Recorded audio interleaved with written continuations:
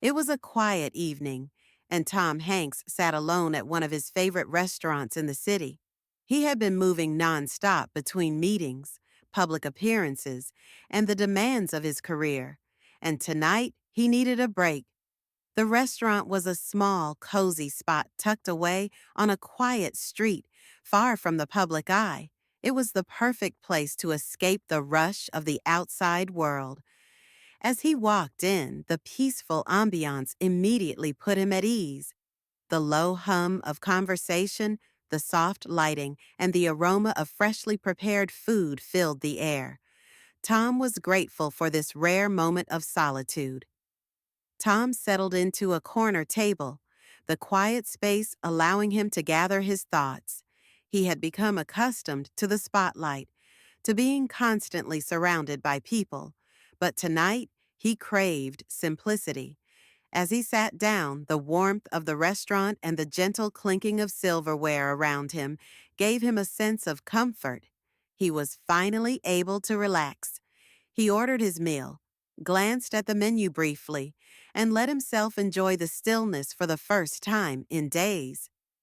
As he ate, Tom noticed a man sitting at a nearby table, glancing at him intermittently. The man seemed unsure of whether to approach or remain where he was. Tom tried not to make eye contact, hoping to enjoy the peace of the moment, but the man's gaze kept drifting back to him. There was a hesitation in the man's eyes, and it was clear he was wrestling with some inner conflict. After a few minutes, the man stood up and walked over to Tom's table. "Excuse me, Mr. Hanks," the man said, his voice wavering. "Do you mind if I sit with you for a moment?" Tom looked up and, sensing the man's discomfort, smiled warmly. "Of course, please," he said, gesturing to the empty chair across from him. "What's on your mind?"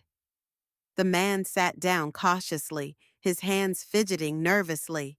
He seemed older than Tom, perhaps in his mid-50s, with a tired face and weary eyes. His clothes were simple but clean, and there was an air of someone who had lived through difficult times. Tom noticed the man's unease but didn't rush him. He let the silence linger for a moment, giving the man space to find his words. The man cleared his throat, then began to speak, his voice quiet and hesitant at first. "I've been going through a tough time," he said, looking down at his hands.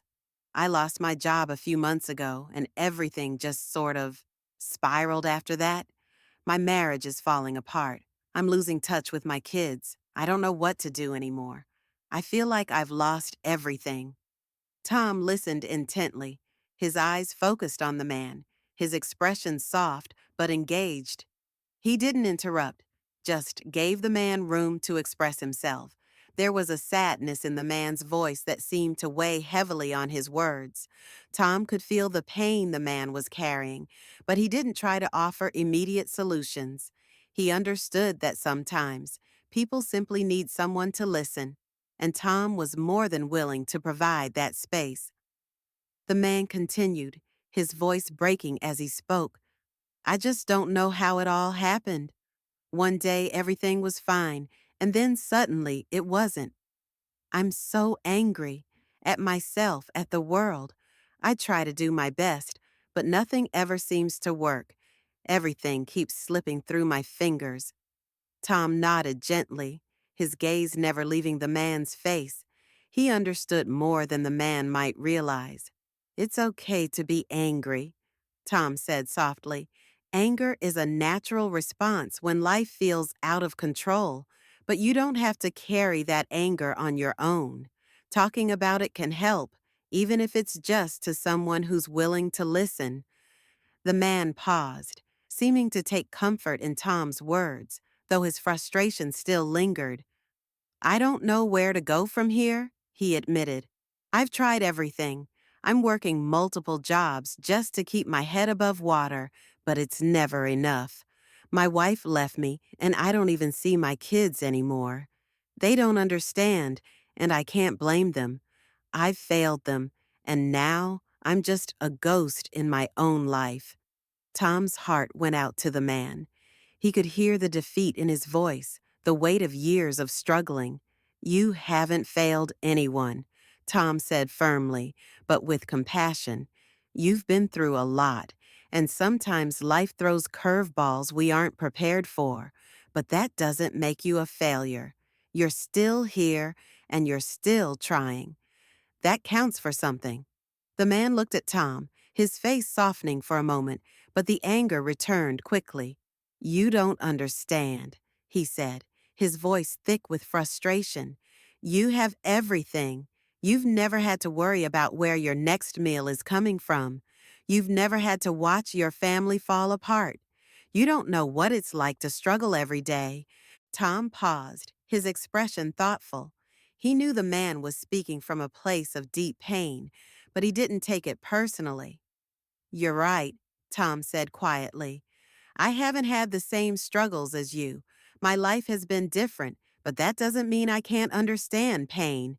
I've seen my share of hardships too. We all face challenges, some more visible than others, but that doesn't make your struggles any less valid. The man was silent for a moment, processing Tom's words.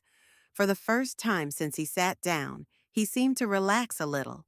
He looked down at his hands, then back up at Tom. I don't know why I'm telling you all this, he said quietly. You probably have better things to do than listen to some stranger's problems. Tom smiled gently. Sometimes we just need someone to listen, he replied. It's not about solving the problem right away. It's about sharing the burden, even for a moment. Everyone deserves to be heard. The man took a deep breath and looked at Tom with a mixture of gratitude and disbelief. Thank you, he said softly. I didn't expect this. I thought you'd just brush me off or tell me to figure it out on my own. But you actually listened. I appreciate that more than you know. Tom gave a small, sincere smile. You're welcome, he said. Take care of yourself. The man stood up, looking lighter than when he had arrived. His posture had shifted, and the tension in his body had eased. He gave Tom one last grateful look before turning to leave. As he walked out the door, the atmosphere in the restaurant seemed to change. The weight of his words still lingered in the air, but there was a sense of peace now, a quiet understanding that had been shared between the two men. Tom sat back in his chair, a small smile playing on his lips. He hadn't done anything extraordinary. He had simply listened, but sometimes that's all it takes. One person taking a moment to really listen, to offer empathy and understanding. It was a small act, but it had made a big difference in the man's life.